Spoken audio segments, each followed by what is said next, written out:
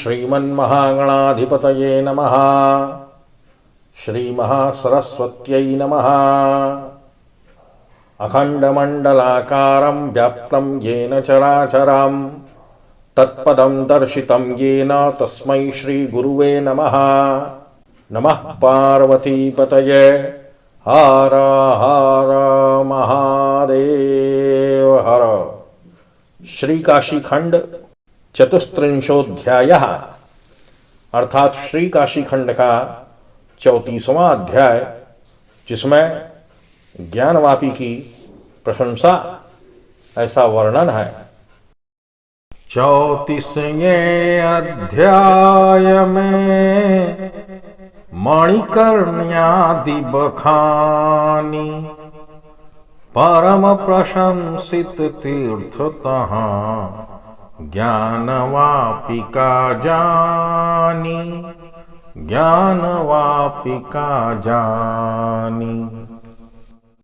तो सुशीला कन्या की कथा को आगे बढ़ाते हुए जो दूसरे जन्म में कलावती के नाम से प्रसिद्ध होकर उस चित्रपट को देख रही थी, तो इसी कथा को स्कंद जी इस अध्याय में आगे बढ़ाते हैं और अगस्त मुनि से कहते हैं कि कुंभ जमुने वह कृशांगी कलावती पहले तो समस्त चित्रपटी देखकर फिर से दूसरी बार स्वर्ग द्वार के पूर्व भाग में श्रीमती मणिकर्णिका को देखने लगी। पुनर्ददर्श तन्वंगी चित्रपट्यां घटोद्भव स्वर्गद्वारात् पूर्व भागे श्रीमती मणिकर्णिका। यहाँ पर स्वयं शंकर संसार सर्प के डसे हुए प्राणियों के दक्षिण कर्ण को अपने दक्षिण हस्त से स्पर्श करते हुए तत्व ज्ञान का उपदेश देते रहते हैं।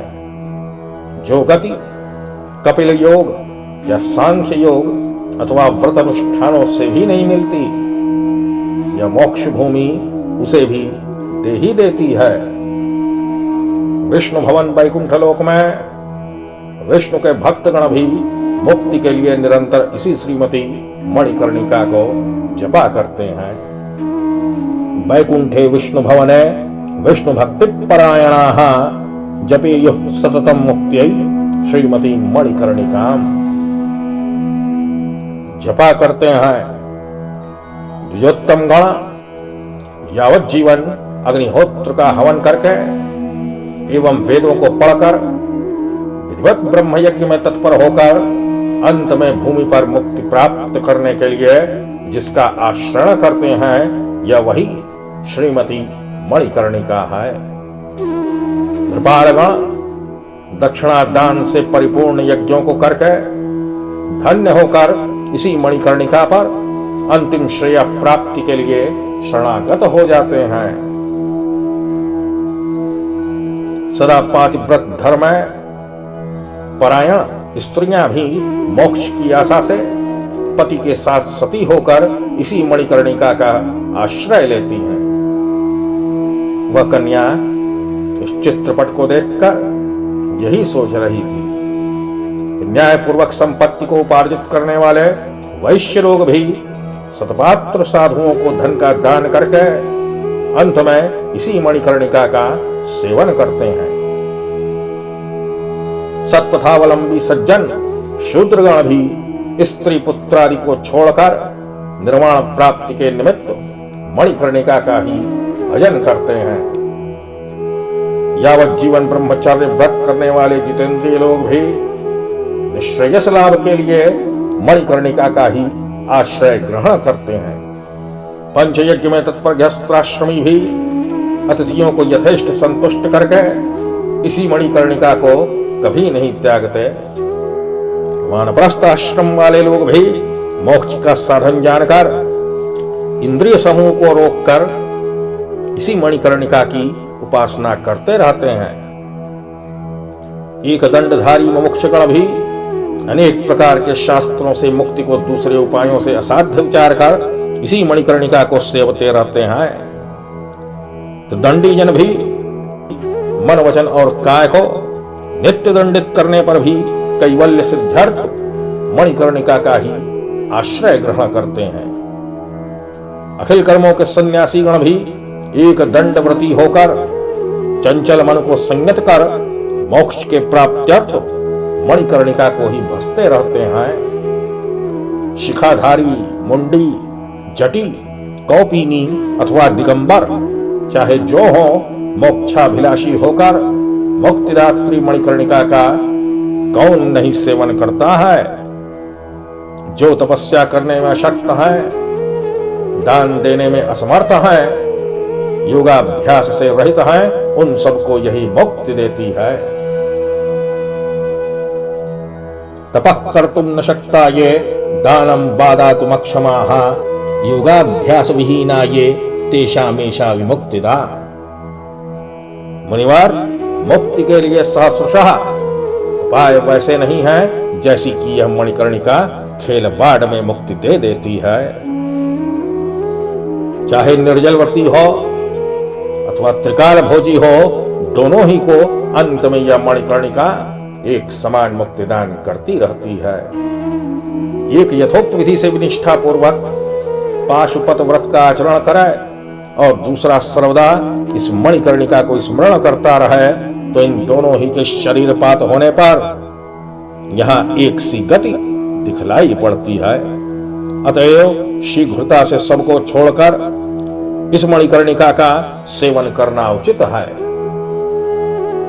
जो लोग मणिकर्णिका में अवगाहन करके स्वर्ग द्वार में प्रवेश करते हैं, उनका पाप धुल जाता है और स्वर्ग भी कहीं दूर नहीं रहता। यह स्वर्ग द्वार ही स्वर्ग भूमि और मणिकर्णिका मोक्ष भूमि है। अतएव स्वर्ग एवं अपवर्ग दोनों यहाँ ही पर स्थित रहते हैं, ऊपर अथवा नीचे नहीं है। जो लोग मणिकर्णिका में स्नान और अनेक दानों को करके स्वर्गद्वार में प्रवेश कर जाते हैं, वे कभी नरक में गमन नहीं करते। पंडितों ने स्वर्ग और अपवर्ग शब्द का यह अर्थ निरूपण किया है कि स्वर्ग तो सुख है और अपवर्ग महासुख है, क्योंकि मणिकर्णिका पर बैठे हुए सज्जन को जो सुख प्राप्त होता है, सिंहासन पर वरिष्ठ देवराज को भी वह सुख कहाँ मिलता है। मणिकर्णी उपविष्टस्य यत् सुखम जायते सतः सिंहासनोपविष्टस्य तत्सुखम कुशतकृतो हो। समाधि की अवस्था में अपने को भूले हुए योगियों को जो महासुख संघटित होता है, श्रीमती मणिकर्णिका पर वह सहज ही प्राप्त हो जाता है। स्वर्गद्वार से आगे पूर्व और गंगा के पश्चिम भाग में सौभाग्य और भाग्य की निधि कोई अकथनीय मुख्य महास्थली मणिकर्णिका है। सूर्य के किरण स्पर्श से जितने बालू के कण उद्भासित होते हैं, उतने ब्रह्मालय को प्राप्त हो चुके हैं, परंतु यह मणिकर्णिका जैसी थी वैसी ही बनी है। यह मणिकर्णिका कहीं नहीं जाती है। मणिकर्णिका के चतुर्दिक चौगिर्द उतने तीर्थ वर्तमान है जिनसे तिलमात्र भी भूमि शून्य अर्थात खाली नहीं है। जिसके कुल में कोई एक भी मणिकर्णिका पर पहुंचकर देह त्याग कर मुक्त हो गया है, उसके वंश में उत्पन्न संतानगण भी उसी प्रभाव से स्वर्गवासी देवताओं के मान्य हो जाते हैं। नमः पार्वती पतये, हर हर महादेव। मणिकर्णिका पर जाकर जिसने पितरों का तर्पण किया, उसने ऊपर और नीचे के 7 पुरुषों का उद्धार कर दिया। तर्पिता पितरो येन संप्राप्य मणिकर्णिकाम सप्त तथा सप्त पूर्वजास्तेन तारिताः।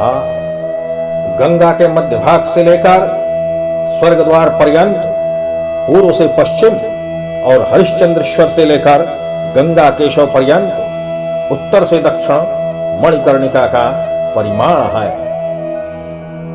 आ मध्यादेव सरित आ हरिश्चंद्र मंडपात आ गंगा केशवादाचस स्वर्दारान मणिकर्णिका एतद्रजः क्रतुलान् त्रिलोकन्यपि च गच्छति एतत्प्राप्त्यै प्रयतते त्रिलोकस्थोऽखिलो भवि। त्रिभुवन भी इस मणिकर्णिका की धूलि कणा के तुल्य नहीं है। त्रैलोक्य स्थित समस्त जन्मधारी इसी की प्राप्ति का प्रयत्न करते हैं। इसी प्रकार कलावती उस चित्रपटी, छवि, तस्वीर, नक्शा को बारंबार देखती हुई विश्वेश्वर के दक्षिण भाग में ज्ञानवापी को देखने लगी, जिसके जल की दंडपाणी और उनके संभ्रम विभ्रम दोनों गण बड़ी भारी भ्रांति उत्पादन करके कुकर्मियों से सदा रक्षा करते रहते हैं। पुराण आदि में जो अष्टमूर्ति महादेव पठित हैं, यह उन्हीं की जलमयी मूर्ति ज्ञानदात्री ज्ञानवापी है। कलावती ज्ञानवापी को दृष्टिगोचर करते ही क्षण मात्र में कदम्ब पुष्प के समान रोमांचित शरीर हो गई। उसके सब अंग कांपने लगे, कपाल पर बहुत पसीना छा गया और दोनों नेत्र आनंदाश्रु से डबडबाए। शरीर निश्चल हो गया,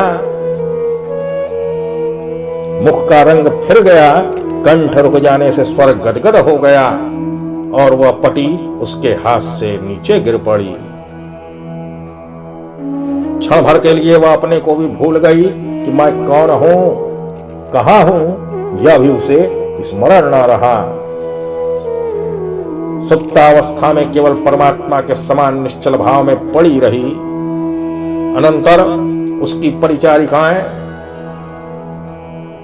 टहलुई ने इधर से उधर त्वरा करती हुई, अरे यह क्या हुआ, यह क्या हुआ, यही कहती हुई परस्पर एक दूसरे से पूछने लगी। उनमें से चतुर चित्तदासियों ने सात्विक भावों से उसकी अवस्था को देखकर विचार कर परस्पर यह कहा कि इनने जन्मांतर के किसी प्रेम पात्र को देख लिया है। यही कारण है कि बहुत दिन के अनंतर संगति प्राप्त होने ही से इनको सुख की मूर्छा आ गई। यदि यह बात न होती तो यह सहसा बेमौके अत्यंत सुंदर चित्रपटी को एकांत में देखती देखती क्यों ऐसे मूर्छित हो जाती। उन सबों ने इसी प्रकार से उसकी मूर्छा के कारण को विचार कर अच्छी स्थिर रीति से अत्यंत शांत उपचार आरंभ किया। उन सबों में से कोई तो केला का पंखा झूलने लगी, कोई हाथ आदि में मृणाल का कड़ा पहिराने लगी, दूसरी कोई शीतल सुगंधित चंदन का लेपन ही करने लगी, कोई अशोक के पत्तों से उसका शोक दूर करने लगी, कोई प्रिय वस्तु के विरह से मुरझुराती हुई उसकी तनुलता पर फुहारा की धारा सींचने लगी। किसी ने जल के उदय कपड़े से उसकी देह ढांप दी तो किसी दूसरे ने कपूर के चूर्ण का उसको लेपन कर दिया। किसी ने उसके लिए कमल दल पंखुड़ी की कोमल शैया बनाई, कोई उसके अंगों पर से हीरा के भूषण उतारकर वक्षोज मंडल पर मुक्ताहार पहनाने लगी और कोई चंद्रमुखी स्रवते हुए ठंडे जल से शीतल चंद्रकांत मणि के शिला तल पर उस कृशांगी को सुलाने लगी। इसी प्रकार से उन सबों को उपचार करती हुई देखकर बुद्ध शरीरणी नाम की किसी सखी ने अत्यंत संतप्त होकर उन सखियों से कहा, मैं इसके ताप दूर करने की परम औषधि जानती हूं, तुम लोग इन सब उपचारों को दूर हटा दो, मैं इन्हें भी मूर्छा रहित किए देती हूं। टुक कौतुक जरा तमाशा तो देखती जाओ। या इसी चित्रपटी को देखकर अभी विह्वल हो गई है तो यह निश्चय है कि इसी में इसकी कोई प्रेम भूमि है। अतएव इसी चित्रपटी के स्पर्श करा देने से यह संताप त्याग देवेंगी। अनंतर बुद्ध शरीरणी के कहने से उसकी दासियों ने उसके सन्मुख रखकर कहा कि सखी कलावती, यह चित्रपटी देखो जिसमें तुम्हारे आनंद का इष्ट देवता वर्तमान है। वह इष्ट देवता का नाम सुनने और उस पटी के देखने से अमृत धारा के द्वारा मानो सिक्त होकर तुरंत मूर्छा छोड़कर चैतन्य होकर बैठ गई। सूर्य के ताप से मुरझाई हुई औषधियों पर वृष्टि की धारा होने से जैसे वे हरी भरी हो जाती है, वैसे ही प्रफुल्ल होकर ज्ञानदात्री ज्ञानवापी को वह देखने लगी। अनंतर उस कलावती ने चित्त स्थित भी ज्ञानवापी का स्पर्श करके पूर्व जन्म में जैसी थी उस जन्मांतर के ज्ञान को प्राप्त कर लिया। पूर्व जन्म का उसको स्मरण हो आया और वह मन ही मन ज्ञानवापी का महात्म्य विचार करने लगी। मन में सोचने लगी कि अहो, क्या यही विचित्रता है कि चित्रगत भी इस ज्ञानवापी ने स्पर्श करने से मेरे जन्मांतर के समुद्भूत ज्ञान को उत्पन्न कर दिया। जय हो ज्ञानवापी तीर्थ की। अनंतर वह सुंदरी उन सब सखियों के आगे ज्ञानवापी के प्रभाव से उत्पन्न अपने पूर्व जन्म का वृत्तांत हर्षित होकर कहने लगी। तो कलावती बोली कि इस जन्म से पूर्व मैं ब्राह्मण की कन्या थी। काशी में विश्वेश्वर के समीप ज्ञानवापी पर मुदित होकर खेला करती थी। मेरे पिता का नाम हरिस्वामी और माता का नाम प्रियंवदा था। मेरा नाम सुशीला था। मुझको एक विद्याधर ने हरण कर लिया।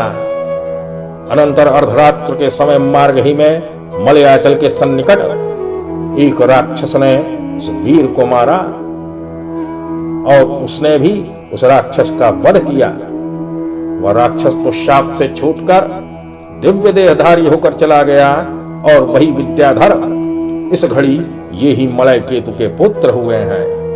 एवं मैं भी कर्नाटक देश के राजा की बेटी कलावती हुई हूं। ज्ञानवापी के दर्शन करने से क्षमात्र में यह ज्ञान मुझे उत्पन्न हुआ है। इस प्रकार से उसका वचन सुनकर वह बुद्धि शरीरणी और अपरापर दासियां तुरंत प्रसन्न वदन हो गईं। अनंतर उस पुण्यशीला कलावती को प्रणाम कर बोली कि अहो, ज्ञानवापी का कैसा अद्भुत प्रभाव है। भला वह किस प्रकार से प्राप्त हो सकती है। जिन लोगों ने ज्ञानवापी को नहीं देखा, इस मर्त्यलोक में उनके जन्म लेने को धिक्कार है। अहो कथम ही सा लभ्या यत् प्रभावो कीदृशः दिग्जन्म तेषां मर्तेऽस्मिन् यैर्नेक्षि ज्ञानवापिका। कलावती, हम सब तुम्हारे चरणों पड़ती हैं, हम लोगों का अभिलाष पूर्ण करो। तुम महाराज से प्रार्थना कर हम सबको वहां ले चलो और हम लोगों का जन्म सार्थक करो। राज्ञी कलावती, हम सब आज से प्रतिज्ञा कर लेती हैं कि उस ज्ञानवापी को देखकर तभी महाभोगों का उपभोग करेंगे। उसका नाम ज्ञानवापी पढ़ना अवश्य ही उचित है। जिसने चित्रगत होने पर भी तुमको यह विचित्र ज्ञान दान किया है, तो चित्र में भी ज्ञानवापी का दर्शन कर लेने से वह ज्ञान प्रदान करा देती है। इसके पीछे कलावती उन सबों से हामी भरकर और अपना आकार छिपाकर एक दिन राजा के प्रिय कर्मों के समाप्त करने पर उचित अवसर देखकर उनसे प्रार्थना करने लगी। तो कलावती बोली कि जीवितेश, आपसे बढ़कर कहीं भी मेरा प्रियतर वस्तु नहीं है। आपको पति पाकर मेरे समस्त मनोरथ पूर्ण हो चुके हैं। आर्यपुत्र, केवल एक ही कामना मेरी प्रार्थनीय है। विचार पूर्वक देखने से वह आपको भी महाहित कर जान पड़ेगी। मुझे तो वह आपके अधीन होने से बहुत ही दुष्प्राप्य है, परंतु आप ऐसे स्वाधीन वृत्ति का मनोरथ तो सिद्ध प्राय ही रहता है। प्राणनाथ, बहुत क्या कहूं, यदि मेरे प्राणों से कुछ भी प्रयोजन है तो मेरा वह मनोरथ पूर्ण कीजिए, नहीं तो प्राण चले ही जावेंगे। राजा प्राण से भी परम प्रिया उस कलावती के वचन को सुनकर उसकी और अपनी भी हितकर वाणी कहने लगा। तो राजा ने कहा कि प्रिय भामिनी, मैं इस संसार में तुमको देने योग्य न होवे ऐसा कुछ भी नहीं देखता। तुमने तो अपने शील, कला और गुणों से मेरे प्राणों को भी खरीद कर लिया। कलावती, जो हो उसे झटपट कह दो और उसे हुआ ही समझो।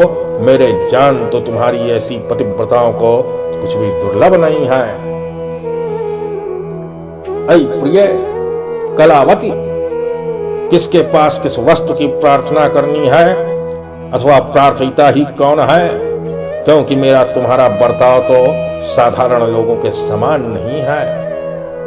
भामिनी, यह राजपाट, कोष, सैन्य, दुर्ग और अन्य जो कुछ है वह सब तुम्हारा ही है, मेरा तो कुछ भी नहीं है। मैं तो नाम मात्र का स्वामी बना बैठा हूं।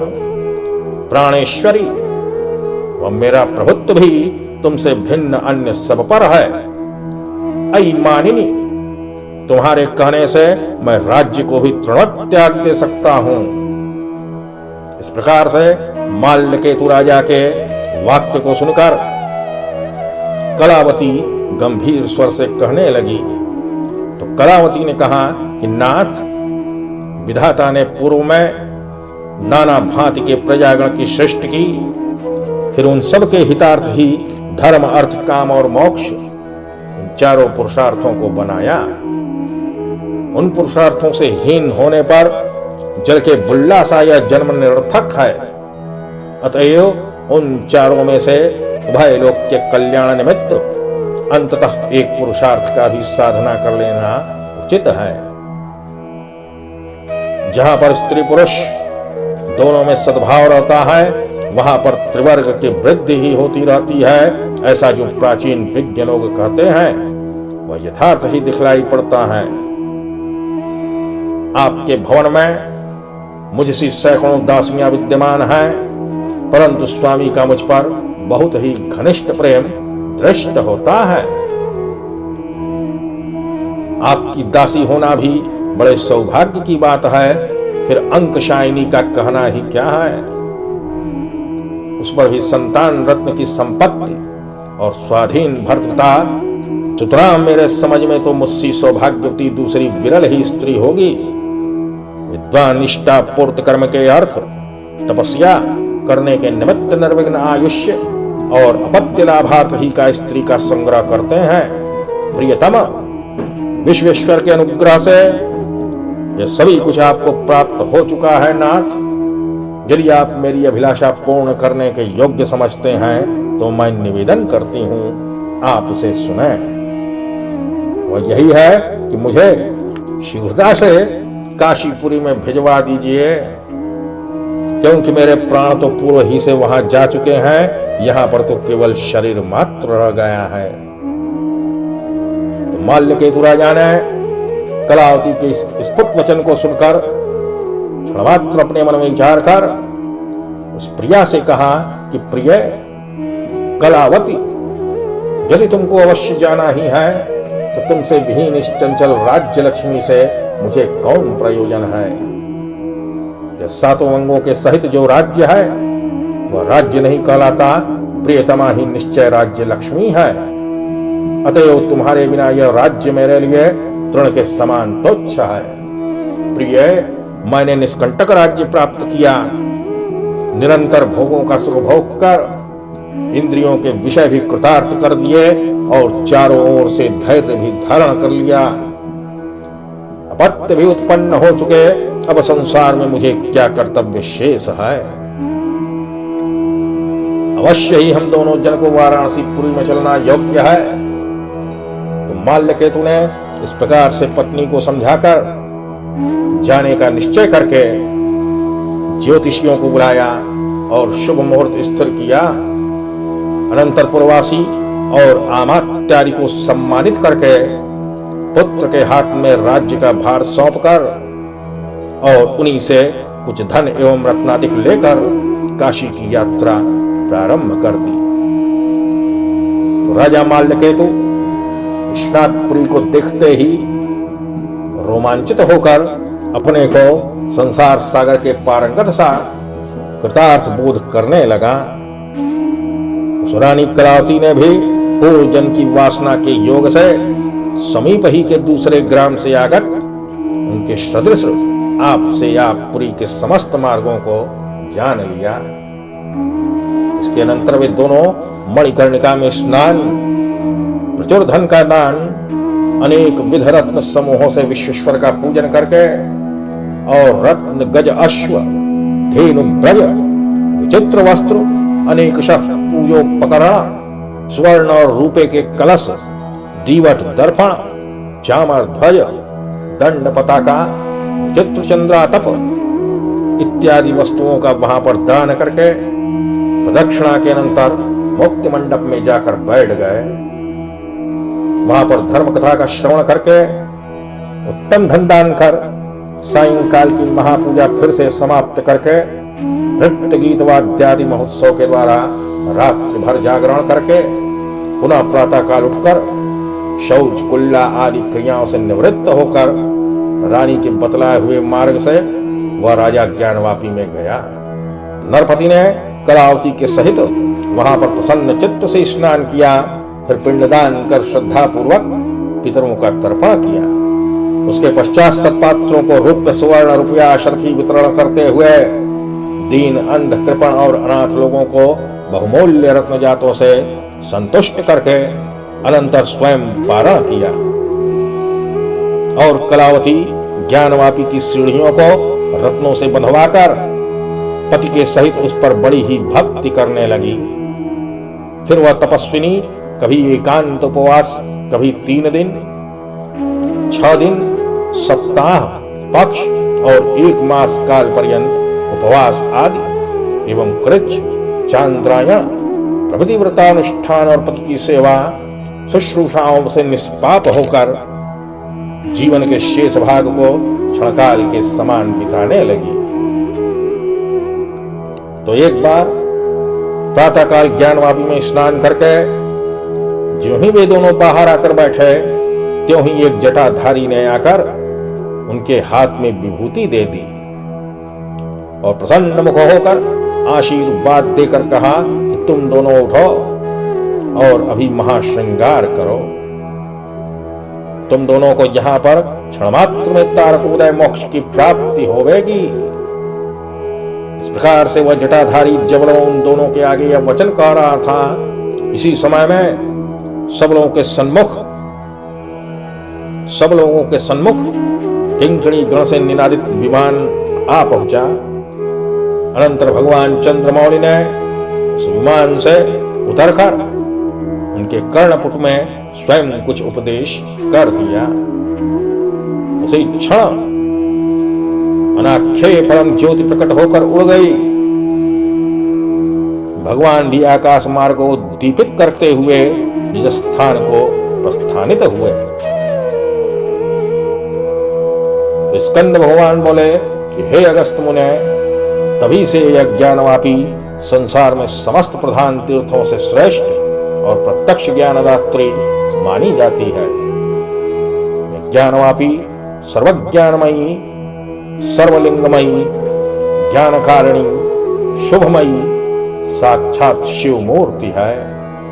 यद्यपि सद्य शुद्धि करने वाले अनेक तीर्थ वर्तमान हैं, परंतु वे सब ज्ञानवापी की षोडशी कला के समान भी नहीं हो सकते। जो कोई मनोयोग देकर ज्ञानवापी की उत्पत्ति कथा को सुनेगा, उसका मरण काल में भी ज्ञान भ्रंश कहीं भी ना होगा। पवित्र महाख्यान महापातक नाशक और महादेव तथा पार्वती का महाप्रीतिवर्धक है। ज्ञानवापी के इस शुभ उपाख्यान को श्रद्धापूर्वक पाठन और श्रवण करने से मनुष्य शिवलोक में माननीय होता है। जे ही समान नहीं आन, कछु नहीं जेहि बिन बनी पड़ाए, सकल ज्ञान की खान वही ज्ञानवापी विदित। श्री स्कंद पुराणे चतुर्थे काशी खंडे पूर्वार्धे भाषायाम ज्ञानवापी प्रशंसा वर्णनाम श्री काशी विश्वेश्वर सांब सदाशिवार्पणमस्तु। नमः पार्वती पतये। हर हर महादेव हर। इस प्रकार से श्री काशी खंड का 34वां अध्याय पूर्ण हुआ।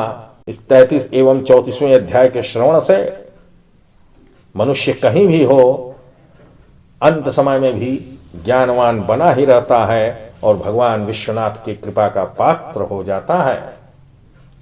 तो अगले 35वें अध्याय में सदाचार का निरूपण किया गया है, अत्यंत ज्ञानवर्धक अगला अध्याय है। तब तक भगवान शंकर का ध्यान करते रहें। ओम नमः शिवाय।